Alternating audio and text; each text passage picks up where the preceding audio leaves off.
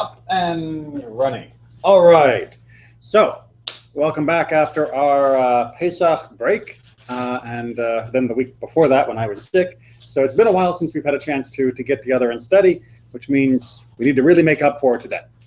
So we're in Parashat Shemini, and one of the most famous parts of this parasha is the question of kashrut. Brief review. What counts as kosher? If it's a land animal, what am I looking for? Chewing cud. All right, so true hoof. Well, it actually needs 4 of them, but it will be just the singular. True hoof and cud chewing. Exactly. So it's got to have a split hoof all the way through, which I can't really do with my hand because my hand doesn't split in half. But it has to have a 2-part hoof all the way through, and it has to chew its cud, which means things like horses, not kosher. They don't have a true hoof because the hoof is just that famous horseshoe. But something like a cow, which has that nice split hoof and chews its cud, absolutely kosher, provided you kill it properly, et cetera, et cetera. But right now, we're just going to work off the categories. Basics. Well, what do you got to pick first? And then what you do with it, that also affects its kashrut. What about if we are in the air? No birds of prey. Well, We don't want praying birds? prey birds, but not birds. Is that what birds that eat dead animals?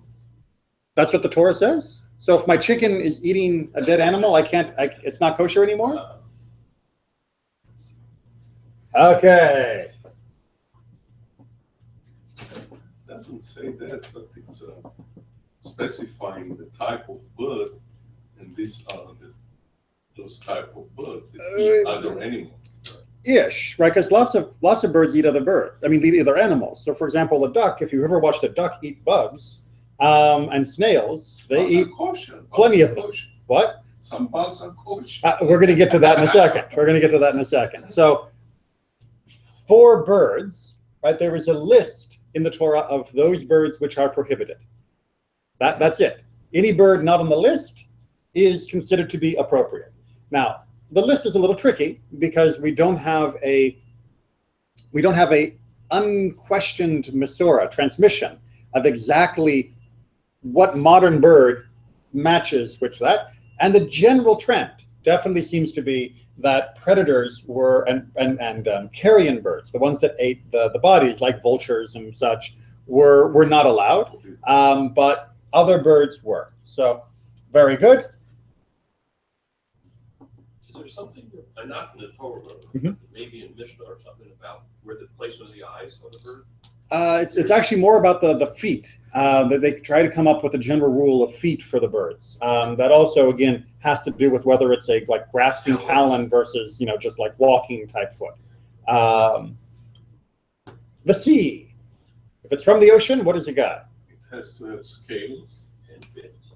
and fins. Fins and scales. And those are true versions of both of those, meaning that it has to have real fins and it has to have real scales. Real scales are ones that when you rub, some of them will come off on your hand. This is where things like shark fall off the list because that's not the way shark scales work. All right.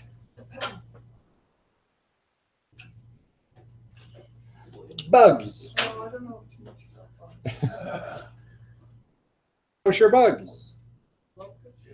Right, so there is some locusts. No. There are some locusts, and they are very particular. We're actually going to look at that passage, so I'm not going to try and explain it because it's the joint in the leg is what matters. Again, we don't have many Jewish communities that still use that. Some of the Yemenite Jews, I understand, do have the knowledge of knowing exactly which locusts are kosher and which are not. But most of us that's not what we're looking for. Okay, so land, air, sea, and those that creep and crawl. We've got a little of all of them, at least, or many of them, that are considered kosher. Certainly something that should be able to satisfy any palate can be found on the kosher list because it's pretty extensive. Why? Why are we keeping kosher? Why did God give us the laws of kashrut? Us clean. To keep us clean. You mean like soap No, and inside. inside? So it's like roughage. What do you mean inside? It's like Drano for cleaning the No, pipes? Eat clean. Don't eat garbage. Yeah. Like you eat one of those birds that are predators. Whatever it eats, you eat. All right, so eating a buzzard, and I'm watching the buzzard eat some dead animal, and I go over and I eat the buzzard. It's kind of like maybe I'm eating the dead animal. But on the other hand, like I said before, have you seen what ducks eat? Have you seen what cows will eat? Right? What deer will eat? Deers, if you go on YouTube, because everything's on YouTube, you can find clips. Deers will occasionally eat animals if they can. There's a clip that made the rounds a couple years ago of a deer walking up and it was eating grass and there was a little baby bird on the ground and the deer just ate the little baby bird. No problem. But deers are, with a true hoof and cud, they are kosher. So what they eat is what we eat. It's hard. This notion of cleanliness is tricky. Let's get a little text into us and then we'll look at some commentary and maybe we'll have a better feel for it. So we're going to be on page 639 today because we're not going to start at the beginning because why be normal?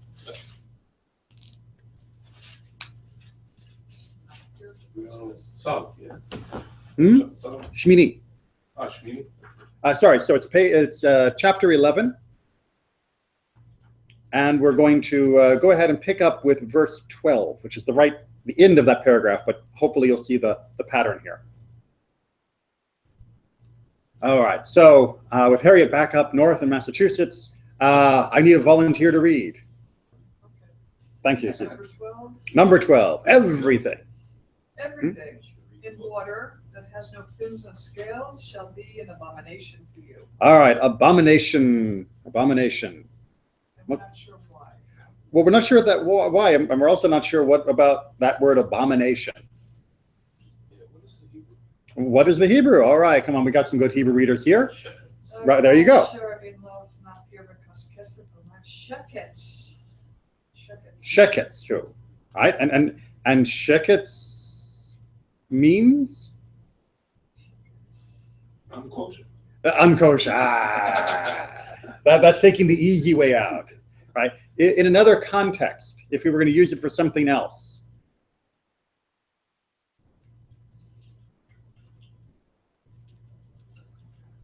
Disgusting, right? Disgust, right? It's not just not kosher. It's something that would be considered disgusting, something that you should be revolted by, right? Because there are other words that sometimes get translated as abomination. So, for example, toeva also sometimes gets translated as abomination. This is not that word. This is a different word, and this root is used for for sometimes in the idea that you should not make yourself just blech. You shouldn't make yourself detestable in some of your actions. So disgusting, detestable might be other ways of trying to translate that. We still don't get the full why, but we are getting the idea that that which isn't kosher is something that is detestable, as we'll see more. But that's not what it says. It doesn't say it is by its nature detestable. It says it shall be to separate for you. Lachem, exactly. For you, these will be detestable. So that's going to be coming our question. Are these things detestable just for us? Are they detestable in and of themselves? Are they detestable only when eaten? That is to say, it's if you want to keep a hermit crab in an aquarium, sure, just don't take it out and eat the thing. That's going to be one of the questions that we have to wrestle with, is what does it mean when it says it's detestable for you? Is it something innate to the creature, innate to it with us, or innate only in the act of eating? And that we'll have to play with, but let's get a little bit more Torah under our belt. 13. Okay. The following you shall abominate. Yeah, exactly. Tishaksu, it's the same root word, right? Among the birds, they shall not be eaten. They are an abomination. The eagle, the vulture, and the black vulture, the kite, falcons, and every variety, all varieties of raven, the ostrich, the nighthawk, the seagull, hawks of every variety, the little owl, the cormorant, and the great owl, the white owl, the pelican, and the bustard, the stork, herons of every variety, the hoopoe, and the bat. All right. There goes dinner. Hoopoe. Yeah, exactly. I was going to have a nice roast bat for dinner. All right. So those, again, we were told, are shekets, and that we should not make ourselves, that we should consider them to be detestable, that we should abominate, which is, I know, a wonderful English verb, which doesn't get used nearly enough. Exactly. I abominate that. All right, let's move on. All winged swarming things that walk on fours shall be an abomination for you. But these you may eat among all the winged swarming things that walk on fours, all that have above their feet jointed legs to leap with on the ground.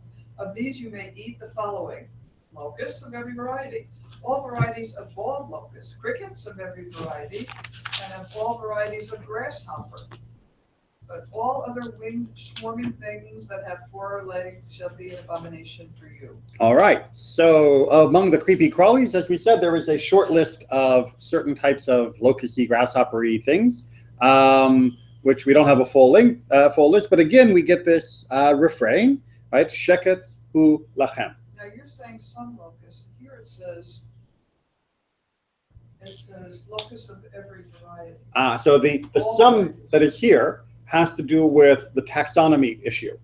So just like with the birds, that which we call locusts by the biological definition and that which was called locust by the community definition in antiquity may or may not be exactly the same. And so that's why there is still some hesitation of, if we don't have a tradition that, yes, this bug is kosher, we refrain from eating it, because we're not 100% sure whether our definition of locust lines up with the definition in antiquity. Do you have any recollection of the eating of locusts anywhere in our history? China.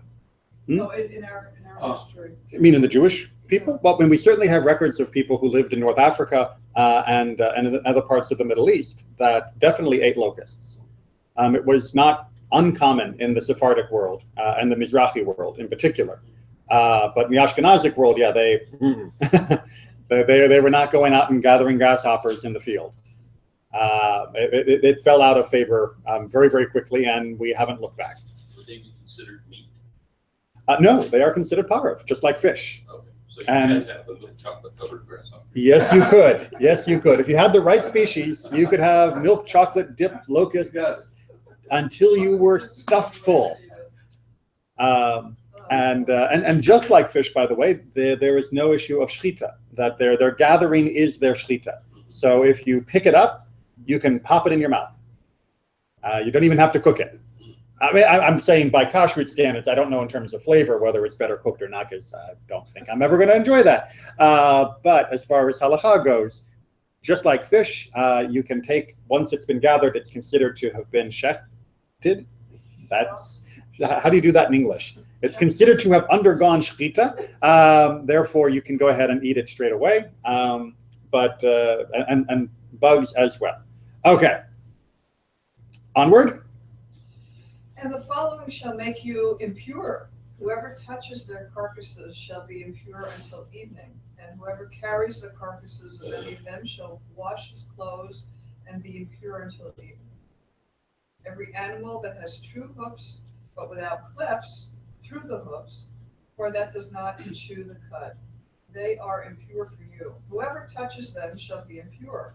Also, all animals that walk on paws, among those that walk on fours, are impure for you. Whoever touches their carcasses shall be impure until evening. All right. We're going to pause there. So these are the other land animals, right? These are things like squirrels or pigs or other animals that don't match the land animal definition that must be true hoof and true cut. But it says carcasses, so they have to be dead. Even the bodies, we have to, well, we don't have to refrain from touching, but should we touch them, we have become ritually impure, meaning we can't go into the temple precincts, or in this day, the Mishkan precincts. I realize back then people didn't keep pets all that much, but if you petted your dog, Right. you'd be impure at that point. No, if you pet your dead dog, you would be, That's what I said, yeah. it had to be dead. Yes, it had to be dead, exactly. So, and people didn't keep a lot of pets, but people did have symbiotic relations with animals, working animals like dogs, and that was considered perfectly fine. And the Torah even talks about the fact that non-kosher meat can be given to the dogs, just not to ourselves. So yeah, people definitely had animals. It's just they weren't exactly pets in the modern sense of the word. So yeah, we're just talking about their bodies here. That even the body of one of these, like a human body in some respects, though to a lesser degree, will render a person impure if they come into contact with. And so too will the bodies of lizards and snakes and other lovely creepy crawlies that are out there. That's coming down in verse 29 and onward. But I want to jump ahead a little bit. The issue of impurity, there's really nothing that's done until you just wait until evening? For this degree of impurity, right? So there's the whole hierarchy of different types of impurity and exactly what happens when you become impure and the way that you are rendered pure again. And for the lesser versions of them, the impurity simply diminishes with time. Some of them you need to wash your clothes, some of them you need to wash yourself, but there are different hierarchies. And then, of course, the greatest level of ritual impurity, which comes from being in contact with a human corpse, can only be removed with the water that's mixed with the ashes of the red heifer, which we don't have, and so therefore we don't get purified from that, and have not for thousands of years. Okay, that's one reason why we can't have a temple in the current world, because there's no way to actually render a Kohen fit to serve at the temple, because we don't have the right cow.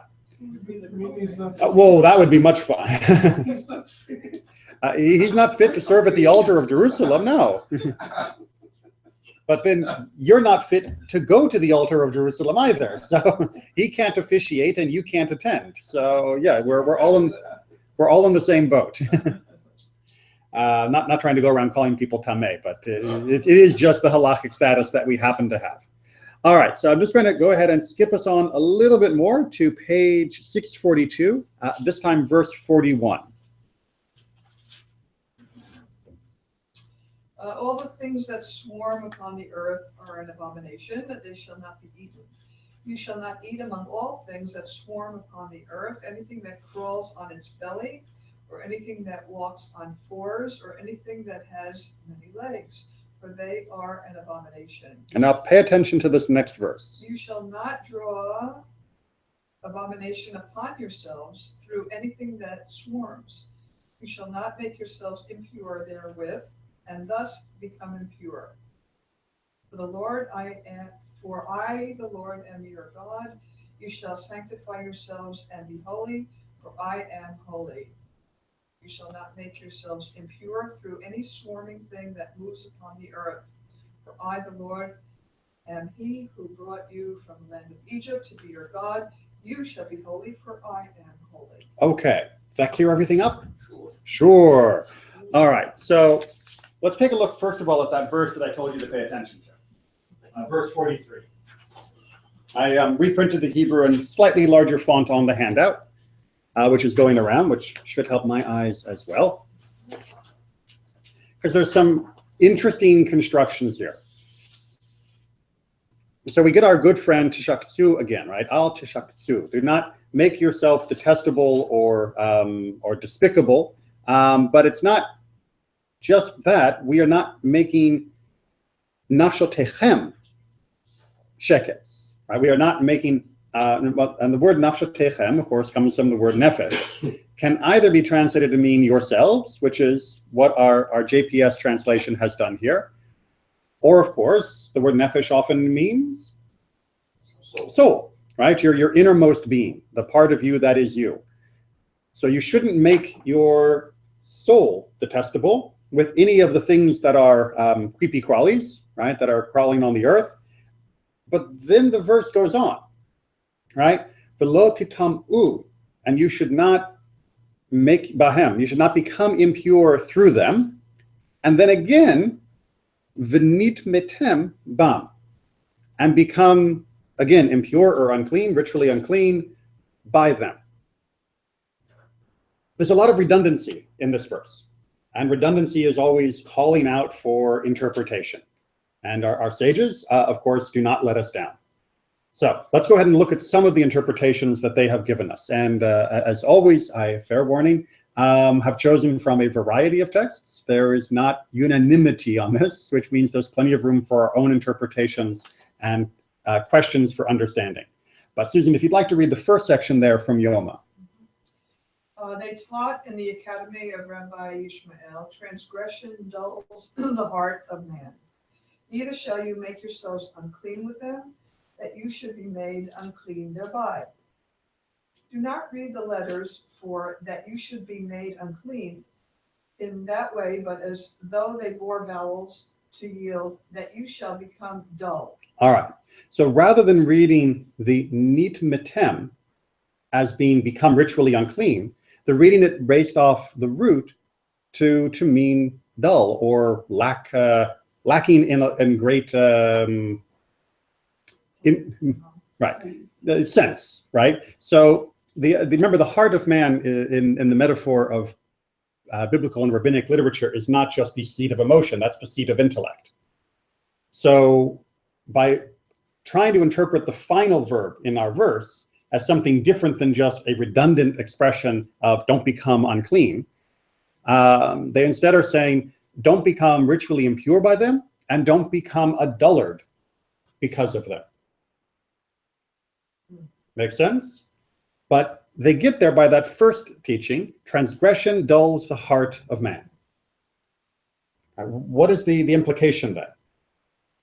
Why should I not eat these things? Because I said so.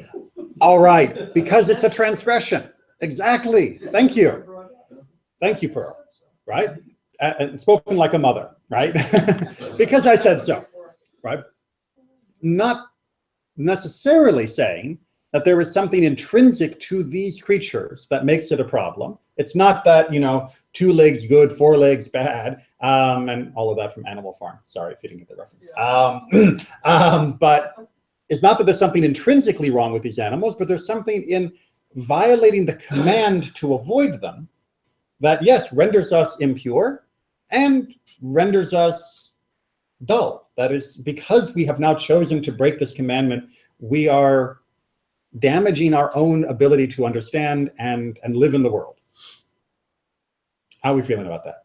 Make sense? Makes sense, yeah. Make sense? Because it's a step away from the right way. You're going on the road, Mhm. and then you make a little left, and then more left, more, and then you end up in the field, in the middle of the field. Pretty soon you're going the wrong direction. The wrong direction. Okay, but does it bother you, though, that the right way is just my way? That there's nothing actually right about the way, it's just that God told us to do that. And if God had told us to eat only pork, then eating only pork would have been fine. It's the only problem here is that God told us not to eat them. Right? There's nothing wrong with pigs, nothing wrong with, snakes and lizards and bugs. If you wanted to have a honeybee and God said it was okay, you can have a honeybee. But because God said no, that's the primary reason to avoid it. Well, isn't it always a exercise in bringing ourselves higher and higher? I think of after the flood, and what was the tradition or the habits before they kind of change and say, well, if you're going to eat meat, then this is what I want you to do. At least get the blood out. At least don't tear it apart alive. Really, it's just a way of bringing holiness to the things that we do, being mindful. That's why we say brachot, to say instead of being like an animal and just Right. gorging yourself, just take a minute and reflect. And so it's a mindfulness, I think, more than, like, we just read about, the calf with the mother's milk, and it's like, what's that got to do with cheeseburgers, and oaf is not, poultry is Right. not the same as, and why have we gotten to this point? And I guess it's the building the fences around things so that, But let's not go too far down that track, because I want to stick with what God just gave us straight in the Torah, and then the other parts. And making us a little bit more of a spiritual. Exactly. Yeah, it's So- humanitarian. So what you're saying You treat animals And in then that, a humane way. is that the laws of kashrut are to be, obeyed, right? Don't transgress or you make yourself dull, because somehow in the process of obeying, we are also reaching up towards holiness. And indeed, verse 44, I think, is absolutely corroborating your idea here, right? Because right after we finish with this statement, we say, "For I, the Lord, am your God, and you shall sanctify yourself and be holy." God is telling us that this whole conversation is a holiness conversation, a health regulation. This is not just the food pyramid.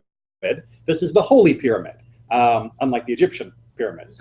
And reminding us, of course, of our coming out of Egypt, that the purpose of coming out of Egypt wasn't just because Egypt was crummy. It was because we could then aspire to holiness, which was unattainable in the position of a slave in Egypt because of the limits that were placed upon us.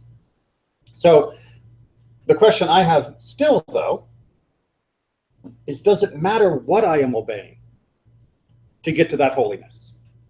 That is to say, could God have instructed us in different ways and our obedience would have led to the same holiness?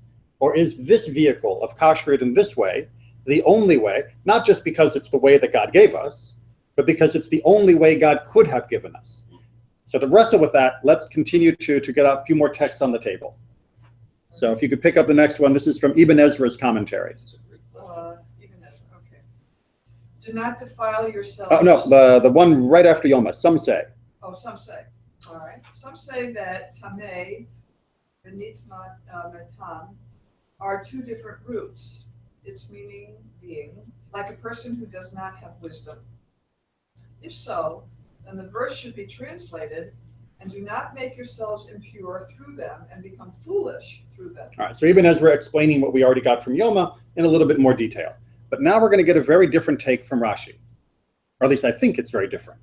And if you become defiled thereby on earth, I will treat you as defiled in the world to come and in the heavenly academy. All right, so Rashi just upped the stakes considerably, Yeah. right? Because we were saying that this was about becoming a dullard, or lacking in attaining holiness. But now it's like, I've got the pork in me and I can't get it out. And even when I'm dead, I'm going up to the heaven and I'm still pork stained. It's almost like correct. It's like, well, but I still have a place in the world to come, right? I still have a share in the world to come. I'm still going up to, Yeshiva Lamala, the heavenly academy. But when I get there, the smell of bacon is still going to be stuck to me. Now, presumably, I've done tshuva, right? I have gone through the process of repentance for whatever I did wrong. But there seems to be a feeling here that if I've been defiled, I stay defiled, which seems very, very harsh.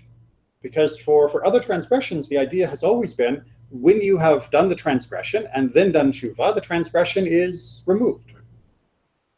So why the hyperbole here? What's going on? Is it something about what I'm doing here that is sticking to me metaphorically? Because I don't believe that Rashi, who's channeling Yoma here, is literally saying that you're going to have the stink of bacon with you in the heavenly academy. I think what he is trying to say, and what they were trying to say, is that there is something that lingers even after you have done tshuva from eating these things. I think the reason is because food is something that you do every day, 3-4 times a day, and it's very easy to get defiled eating the wrong stuff. But why would this defilement be more lingering in this metaphorical way than other? More warning of what Susan said, a bigger fence. Wow. But this is more defiling than if I murder someone. This is more defiling than if I steal something. You are what you eat. You are what you eat. Susan, could you read the next quote from Ibn Ezra? Let's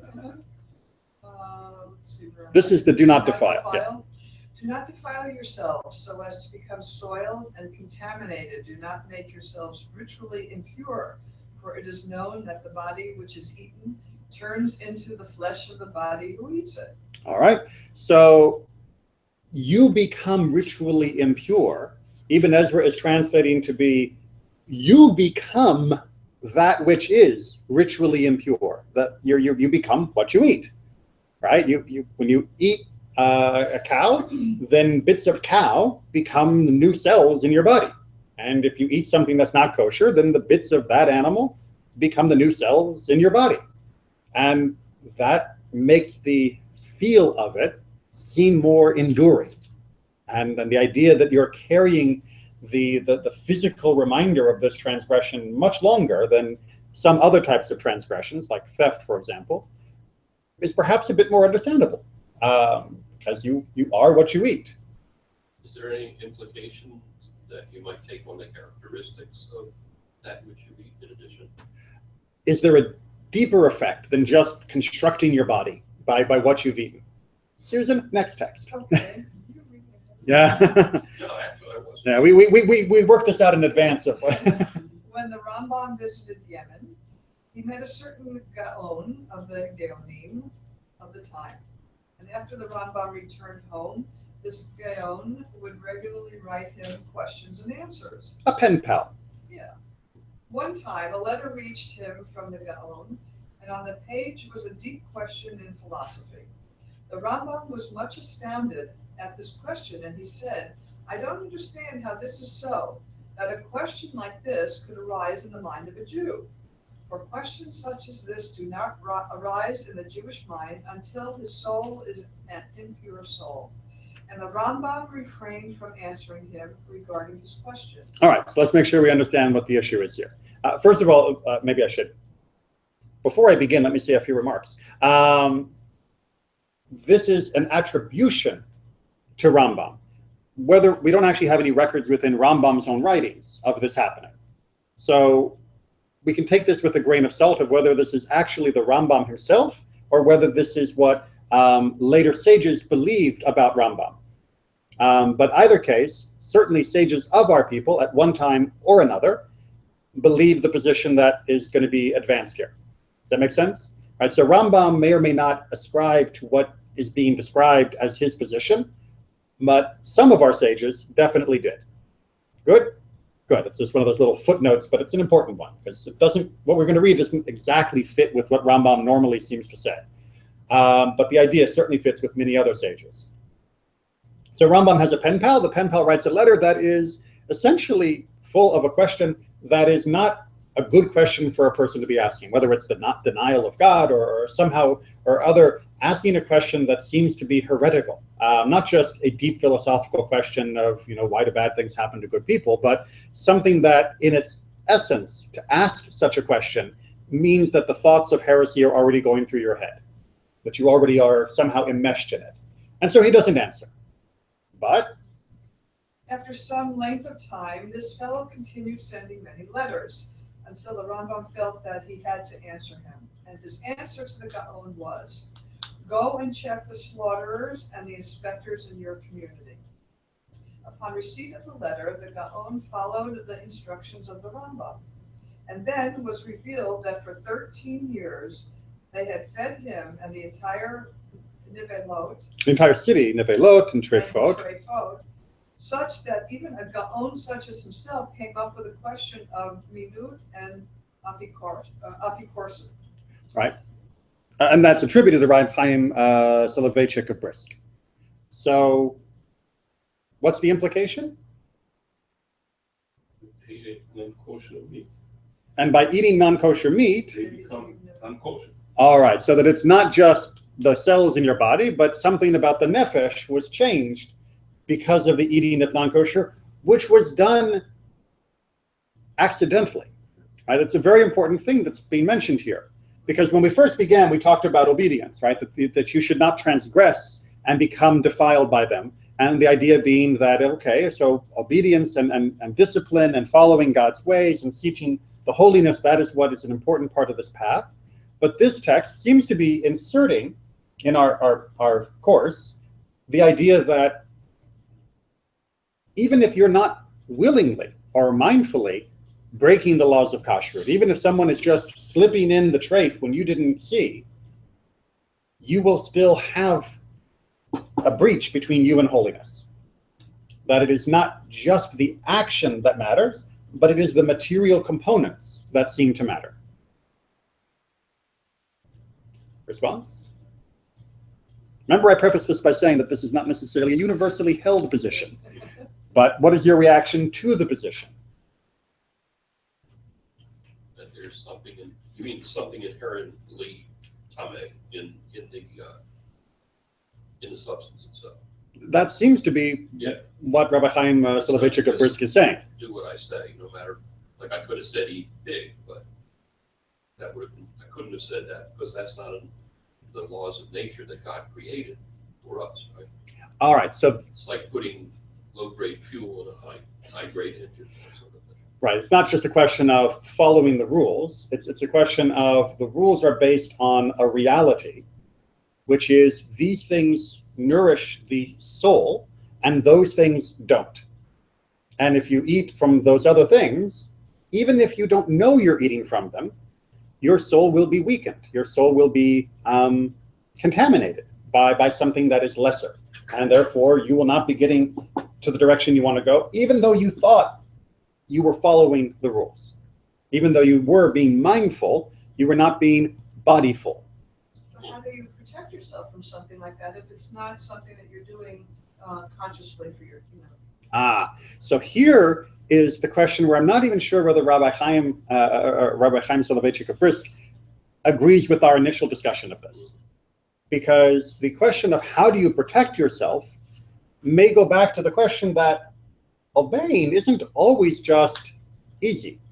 Maybe the mindfulness isn't just, I went to the butcher and I bought the meat that the butcher said was kosher. Maybe the mindfulness means the whole community is involved in making sure that the meat is kosher and making sure that the butcher is doing what he or she should be doing.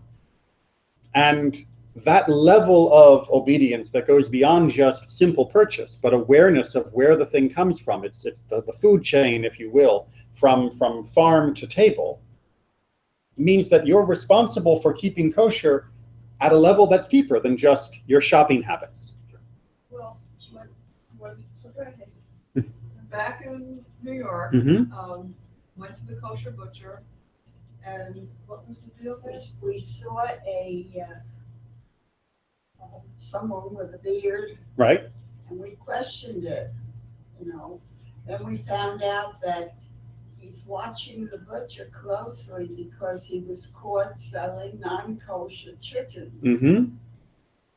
And that was the beginning of closing up. So we Right. went to a kosher butcher Right. shop for years and years and years, Yeah.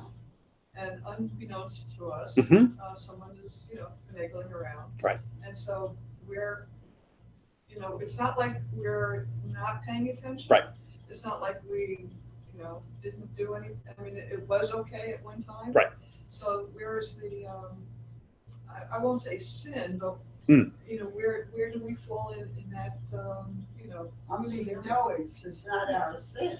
And that's what's still so strange about what Rabbi Chaim is saying. And then on the back of the page, we're going to see some other opinions that are similar to his, that are difficult, right? Of how do we handle this idea between the intersect between the material and the spiritual? Because the vast majority of Jewish literature agrees with your position, which is I've done what I should be doing, and when I find out that someone else cheated, which is not an isolated circumstance, by the way. The idea of kosher butchers cheating has a long pedigree, going all the way back through to the ancient days. And throughout the Middle Ages and throughout the Dark Ages and throughout antiquity, we have very good records of people catching the butchers cheating, because generally that meant it was cheaper for them, which meant they made more profit.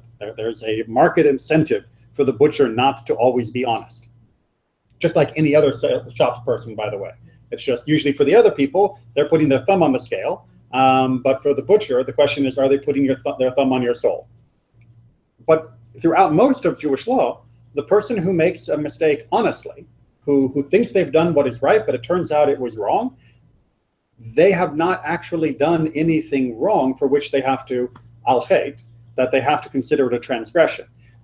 In the ancient world, you would still need to bring a bishkaga, a transgression offering, to say you're sorry that this thing happened, but you wouldn't be saying you're sorry that you did it, because you didn't do it. It's something that happened, and events that happen, even if they're not your fault, you sometimes still want to say you're sorry that they happened, but you would not be on the hook, so to speak, for having committed that transgression. So what's going on here? Well, let's get a few more texts, and I'm trying to be cognizant of our time. So milk.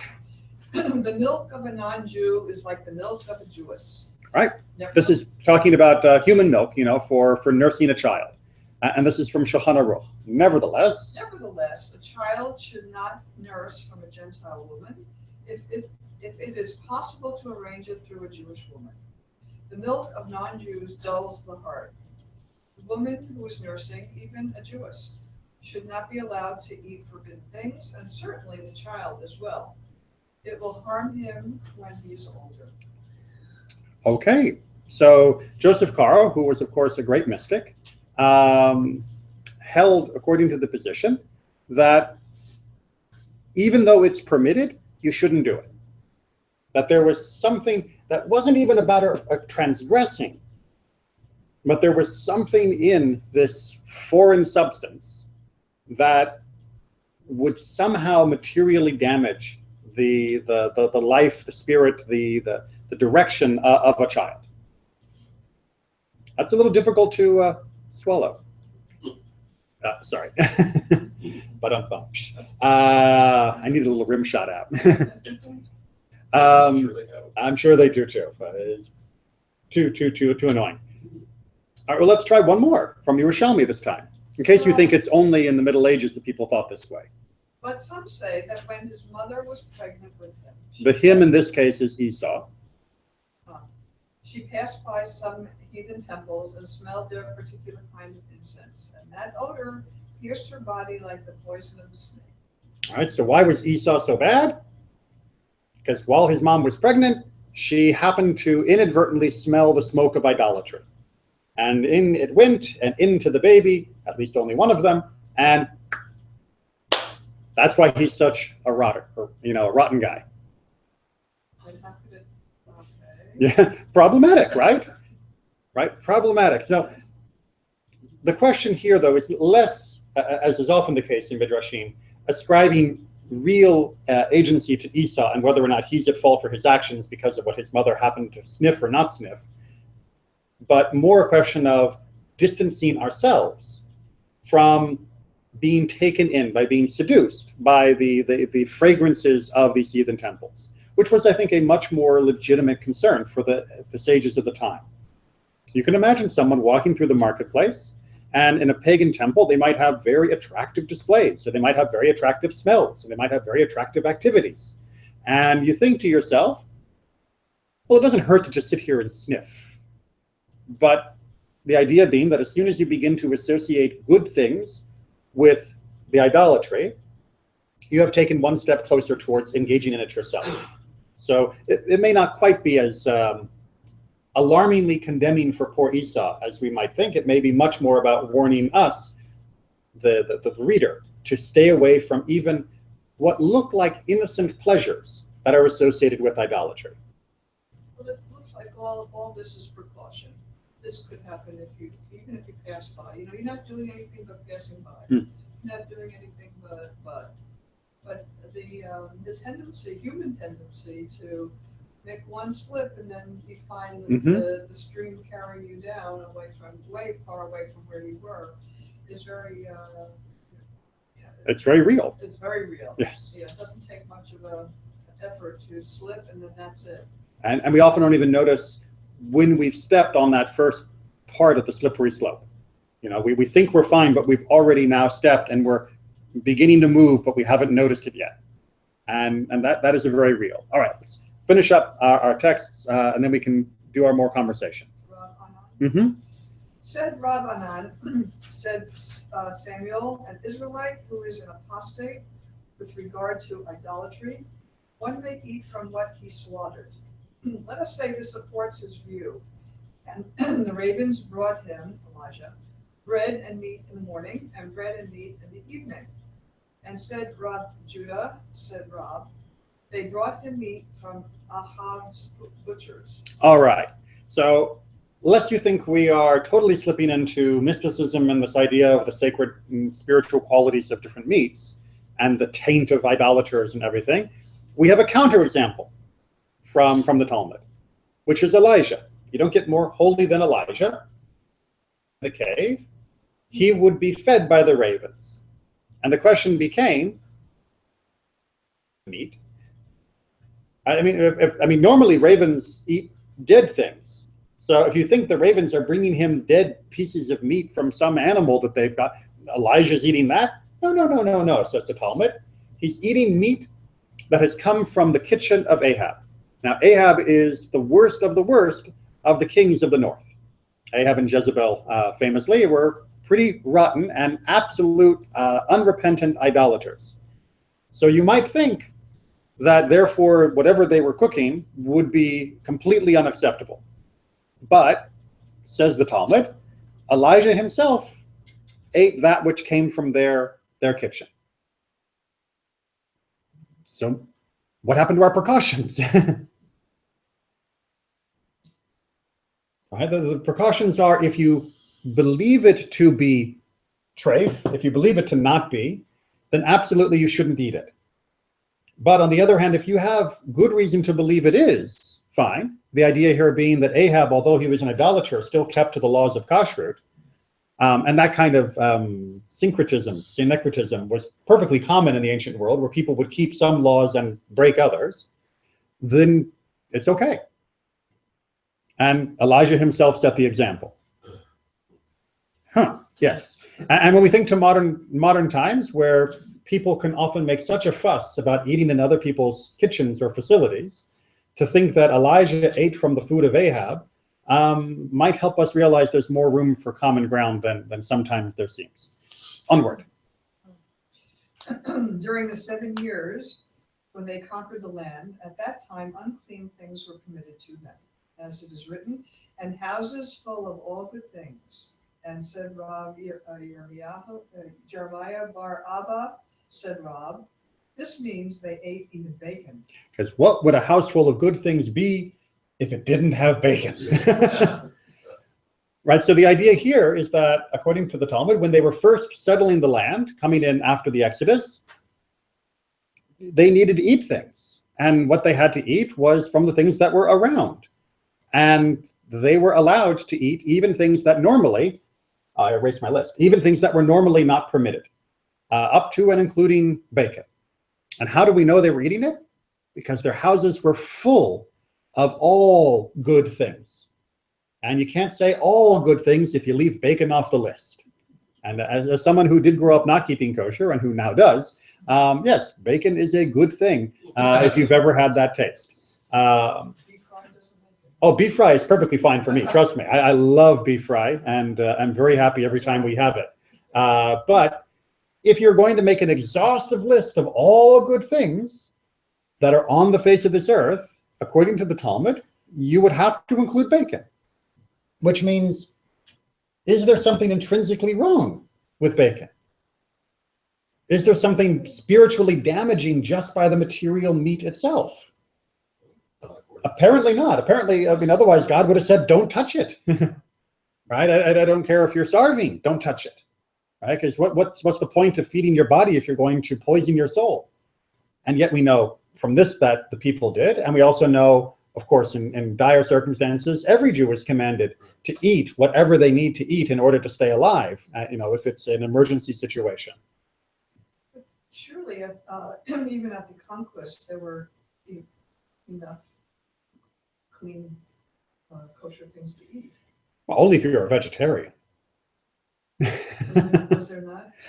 I don't know. I mean, this is again, like many of the tales of the sages, not necessarily meant to be a documentary of what things were actually like, but usually an insight more into the nature of things around us. And I think what they're trying to point out is that that which isn't kosher is not intrinsically, physically, somehow contaminated in a way that's different than things that are actually kosher.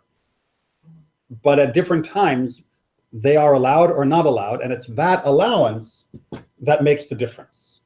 Well, I think back to my Zadie who was brought up in White Russia Mhm. and adherent to kosher. Right. And was enlisted in the army in World War I. He was found himself in Europe and France, and he ate what he needed to eat. Yes, absolutely. And he came home, and thank God, went back to his normal thing. But again, I always think, what you're forced to do, and whether you do that or starve, if you're in prison. Right. And Jewish law is very clear that you eat and don't starve. That you are not supposed to martyr yourself over, eating the army rations versus starving. And then there's one thing that always sticks in my mind since I'm a kid. Back in New York, an Orthodox rabbi, Baruch, I think was his name. Well, we don't need his name if it's going to be it depends on the type of the story. I don't know if it's first or second name. It's only for a good story if we can give his name. A slumlord, despicable character, was caught, embezzlement, whatever. He was thrown in jail. And I remember the chutzpah of him demanding kosher food. And so you say, are you deserving to have kosher food when you blatantly made people's lives miserable, you cheated them, you broke many of the commandments, rules and yes, laws and ethical living. Yes. And are you worthy to have supported in that regard? Why is that important and this is not? Because we don't let that person make that determination. We let Torah make that determination. And Torah says both are important. And just because someone has broken some laws, for which thankfully they were caught and being punished, it doesn't mean we don't allow them to fulfill other laws. That doesn't mean that we agree with them, that only kashrut is permitted or important, and that the treatment of your tenants is not. It just means we don't let them make that determination for all of us, any more than I would let someone who was saying, well, I live a perfectly ethical life, do I really have to keep Shabbat? Well, yes, Torah says keep Shabbat, right? Or if I violate Shabbat, does that mean I don't have to give tzedakah anymore? No, if you violate Shabbat, you did that wrong, and you still need to give tzedakah. You're not a hypocrite by only being able to keep some laws at some times.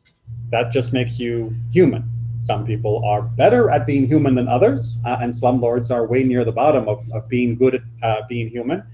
But that doesn't mean that the other avenues that they may want should be denied to them.